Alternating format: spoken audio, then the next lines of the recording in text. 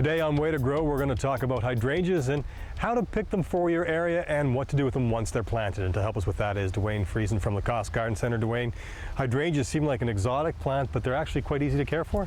Yeah, they're extremely popular. For one, they're plants that will flower in shade, and we don't have a lot of plants that do that, so they're very handy in that respect. They are exotic looking. You get some of the colors that we have illustrated here, and the most common one that people, when you talk about hydrangeas, are the big white Annabelle hydrangeas that give you these large, 8 to 10 inch white balls of flower occurring now at this time of year. So extremely popular plant, and the fact that they will grow in the shade makes them extremely valuable. And so there's been an explosion in the amount of hydrangeas that are available. Now there are lots of hydrangeas out there, but for our zones, that's always been an issue, that we can get hydrangeas that grow well in our zones, and that's where maybe some of the breakthroughs have been happening, in that through breeding we've been able to get a few more varieties. I mentioned the Annabelle hydrangea, the ones with the big white flowers. Those are the most common ones that you'll see. I don't have one here to show you because we're sold out because they're that popular. But they're going to give you that big white ball. They're the ones that most people are going to be comfortable with seeing or used to seeing around in the yard. And that's the one that people tend to choose. But I'll just show you some that are just as hardy and almost as, or I'd say even nicer. And it's the Paniculata series, and that'll be a PG hydrangea, would be the old standard that we're used to, and again through breeding they've developed more varieties. This one is a pink diamond, and the PG varieties, instead of that really dome or that ball of flowers that you get more of a cone-shaped flower on it, and they start out white, and as the flowers age they go to a nice pink. On the pink diamond, that pink is going to be enhanced even more, so you get this flower cluster that starts to change colors on you. And so you see that change happening, which is great to watch in the landscape. But the flower clusters are still going to be 6 to 8 inches tall. Okay. Very, very showy. And so that's the PG and the pink diamond here. Other varieties of the Paniculata are right in front of us here. And some great names here. This one is Quick Fire, where the pink coloring is going to go to a lot more deeper red. Limelight here, which is going to stay more of a greenish white. And then you've got my hand on one that's probably named one of the best, Pinky Winky. Isn't that one of the Teletubbies? My kids are older, I'm beyond that, but it probably was one of the Teletubbies there. But Pinky Winky, it's a great plant. I've seen it growing mature. It's been just an outstanding color on that one as well. But again, these are going to be varieties that the colors you'll get that changeable kind of look to the flowers on them, which make them really valuable.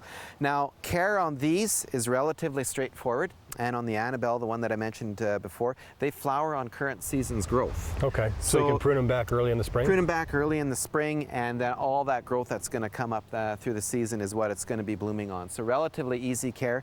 These varieties will tolerate shade, but they will do better if they get some sun. The flower colors, the intensity is going to come out a little bit better if they're going to get some sun in them. So don't be afraid to use these in a more sunnier location. In a mature setting, what would be the ideal growth rate here? How high should they be? I have seen some outstanding varieties. I didn't recognize them when they were at 6 feet, 7 feet tall with the flowers on. Unrecognized. I've never seen them that big in that one location. Outstanding. Mostly you're going to see them in and around the 4-foot size. Okay. Now the next group here is going a little bit more exotic. These are the macrophylla varieties. Endless Summer would be this blue one here in the center. This is one that came out several years ago, and these are unique. You can see the leaf if the leaves are completely different looking than the other varieties here.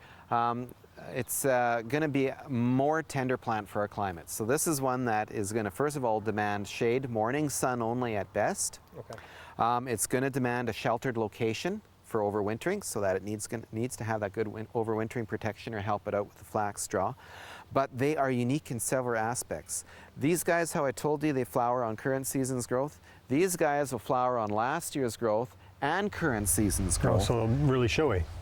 Really showy and early in the year showy, because they're going to be flowering on wood from last year. So they give you that show. Now there's different colors on here and large flowers on them. The large big balls, you can see this one is Twist and Shout.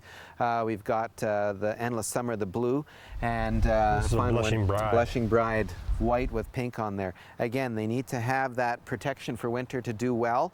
And the endless summer, the blue one, which is one, people go to BC, they always see the blue ones. We have the blue one. We have to make the soil acidic here. And in previous show, we talked about using that aluminum sulfate to help with iron chlorosis. That same aluminum sulfate can be used to water in around the plant, acidify the soil, give us the blue, otherwise it'll turn pink. But with these plants, again, a little bit more fussier in the care, but when they're in bloom and show and you get these plants that are going to be 3-4 feet wide and high with large clusters of blue flowers or the pink on there, totally outstanding. It's a stunner in the landscape and a centerpiece to have in your shade area in there. So they're definitely worth giving a try. So once again, we're talking about hydrangeas, and if you have any questions on hydrangeas, whether what to plant in your yard, where to plant them, or how to care for them, make sure you stop by Lacoste Garden Center and see Dwayne and the staff there. They're located at 2787 St. Mary's Road, and you also have a website with lots of information. You can look us up with our plant finder as well at lacostegardencenter.ca.